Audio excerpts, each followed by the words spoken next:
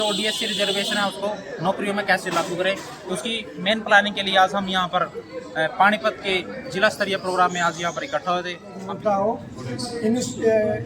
इससे हम ये सख्त संदेश देना चाहते हैं कि अगर भाजपा सरकार ने हमारी बात से नहीं मानी तो आने वाले चुनाव के समय में हम दिखा देंगे कि डीएससी की एकता क्या है। तरस रहे हैं, बीजेपी के पास समय है, अगर वो समय रहते समझती है, हमारी बात को मानती है तो उसे तीसरी बार भी सत्ता में लाने का काम हो सकता है। सरकार को जय भीम साथियों, आज हम पहुंचे हैं संकल्प सम्मेलन पानीपत में और जो डीएससी को लेकर आज एक बहुत बड़ी रैली सम्मेलन बोल सकते हैं हम इसको।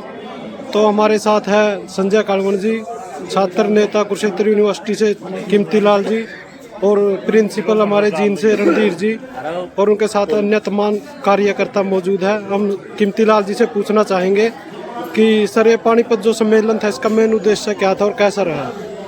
सर्वप्रथम तो आपको मेरा नमस्कार। आज पानीपत में समस्त डीएससी समाज का एक सम्मेलन हुआ है और जिसका सिर्फ एक ही उद्देश्य है, जो हरियाणा सरकार ने डीएससी के नाम से रिजर्वेशन हमें शिक्षा में दिया है। एससी कैटेगराइजेशन के दो भाग किए हैं, एससी और डीएससी। वो जो डीएससी कैटेगरी है वो एजुकेशन में हमें मिल गया सरकार से और हम सम्मेलन का सिर्फ हमारा एक ही उद्देश्य है कि हम जो डीएससी रिजर्वेशन है उसको नौकरियों में कैसे लागू करें, उसकी मेन प्लानिंग के लिए आज हम यहाँ पर पानीपत के जिला स्तरीय प्रोग्राम में आज यहाँ पर इकट्ठा हुए थे। हम भी कुरुक्षेत्र विश्वविद्यालय से अपनी टीम के साथ यहाँ पर पहुँचे थे और हमारा सिर्फ सरकार से एक ही उद्देश्य है ये सम्मेलन का कि डीएससी को जो है नौकरियों में लागू किया जाए। हमारे साथ है संजय कालवन जी। सर क्या कहना चाहेंगे, आगे की क्या रणनीति रहेगी? सर मेरा नमस्कार आपको। हम बताना चाहते हैं कि सरकार ने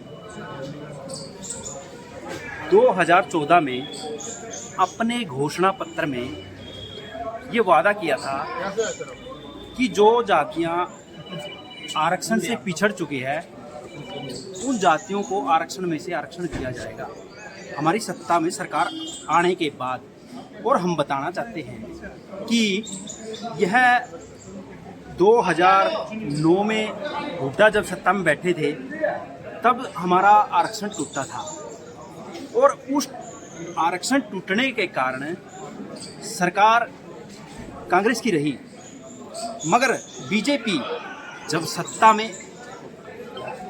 का जब सत्ता में आने का आह्वान हुआ तो जो समाज कभी कांग्रेस की रीढ़ की हड्डी हुआ करता था वह टूटकर बीजेपी की ओर चला गया। वो क्यों चला गया?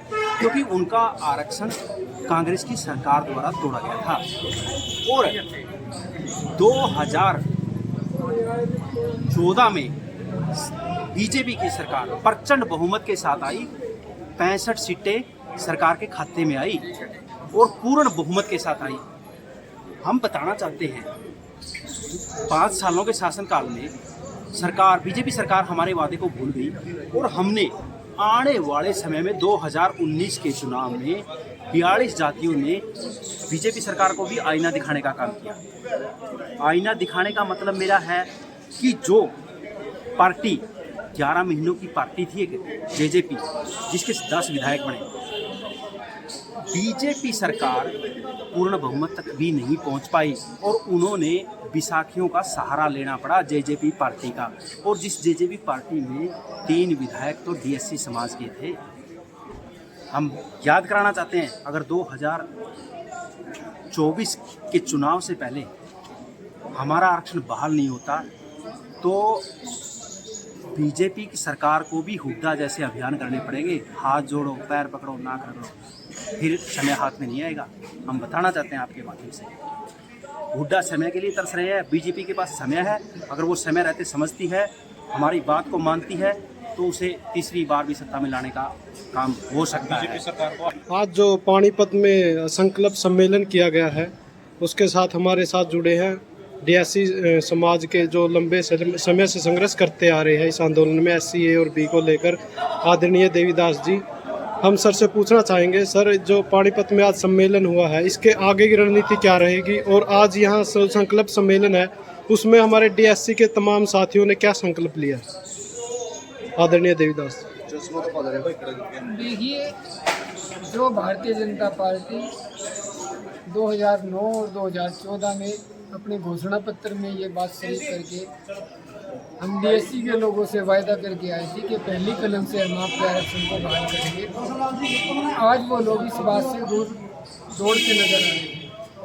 आज ये संकल्प इसलिए लिया गया था जबकि भारतीय जनता पार्टी तत्काल इस कानून को पास नहीं करती कि डीएससी समाज के लोग आने वाले लोकसभा विधानसभा में भारतीय जनता पार्टी को वोट नहीं करेंगे, क्योंकि इन लोगों ने हमारी भावनाओं के साथ छल किया है, हमारे साथ धोखा किया है।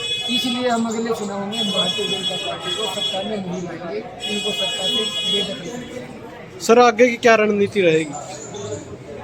आगे हम प्रदेश के 22 के 22 जिलों में एक ही दिन सेम ज्ञापन सौंपेंगे ताकि कुंभकर्णी नींद में सोई सरकार को जगाया जा सके। अगर फिर भी सरकार ने जागने का काम नहीं किया, हम प्रदेश के 4 कोणों पे 4 महासम्मेलन करेंगे, जिसमें हजारों की संख्या में लोगों को इकट्ठा करेंगे और आज पानीपत की भांति सभी लोगों को संकल्प कराएंगे कि हम भारतीय जनता पार्टी को वोट नहीं करेंगे, क्योंकि कोई भी सरकार आए वो वोट की ताकत से सत्ता में आती है। हम उनके वोट को उनसे दूर ले जाएंगे और जिस तरह से हमने भूपेंद्र सिंह हुड्डा को सत्ता से बाहर निकालने का काम किया था, वही काम हम भारतीय जनता पार्टी के साथ भी करेंगे। साथियों, जो आज डीएससी सम्मेलन हुआ है तो इसमें तमाम जो रणनीति तैयार की गई है, क्या आंदोलन आगे किस रूपरेखा में चलेगा और आज का क्या मुख्य उद्देश्य रहा पानीपत में? मेरा नाम बिरबल है और मैं बरवाड़ा से हूँ। मैं संत कबीर संगठन गांव सुलेड़ा का प्रधान हूँ और आज हम डीएससी समाज का जो सम्मेलन था उसमें अपनी भागीदारी सुनिश्चित करने के लिए आए थे। सबसे पहले आपका बहुत बहुत धन्यवाद जो आपने इतना कीमती समय निकाला है। आज के सम्मेलन में पूरे डीएससी समाज ने संकल्प लिया है कि हम लोग भाजपा सरकार को वोट नहीं देंगे, क्योंकि भाजपा सरकार ने वादाखिलाफी की है और पूरा डीएससी समाज इससे आहत है। भाजपा सरकार ने अपने घोषणा पत्रों में 2 बार ये वायदा किया था कि हम लोग इसको SC1 और SC2 को बहाल करेंगे।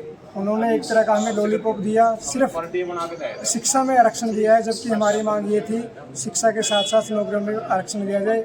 और आने वाले समय में अगर सरकार ने हमारे शीत सत्र में आवाज़ नहीं उठाई तो हम लोग जो हमारे डीएससी समाज के जितने भी नेता बने बैठे हैं, जितने भी MLA बने बैठे हैं, उन सब का विरोध करेंगे। उन सब के घरों में चूड़ियाँ भेजेंगे ताकि उनको ये संदेश मिल सके कि आप लोग अगर समाज का भला नहीं कर सकते तो आप लोग मर्द जाति में नहीं आते, आप लोग। और हमारे साथ छात्र विंग से है साथी, कहाँ से अपना परिचय देंगे और अब आगे की बताएं सर, डीएससी क्या है आखिर में?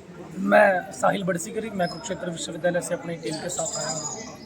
आज यहाँ पर पानीपत के अंदर समस्त डीएससी समाज के बैनर तले एक संकल्प समारोह का, एक संकल्प सम्मेलन का जो आयोजन हुआ है, और इस आयोजन में हमने संकल्प लिया है कि आने वाले समय में हम डीएससी के प्रचंड बहुमत के साथ, प्रचंड अपने मत के साथ सरकार को यह बात बताने की कोशिश करेंगे कि या तो वो हमारे हकों को अदा कर दीजिए, नहीं तो जो हाल सत्ता के अंदर कांग्रेस का हुआ है वो आने वाली बीजेपी पार्टी के साथ भी ऐसा ही होगा। सर ये डीएससी के बारे में बताएंगे थोड़ा सा, क्या है? देखिए, डीएससी का अर्थ है आरक्षण के अंदर आरक्षण। बाबा साहब ने एक बात कही थी कि आरक्षण को अंतिम पायदान तक पहुंचाना ही आरक्षण का सदुपयोग है, आरक्षण का असली रूप है।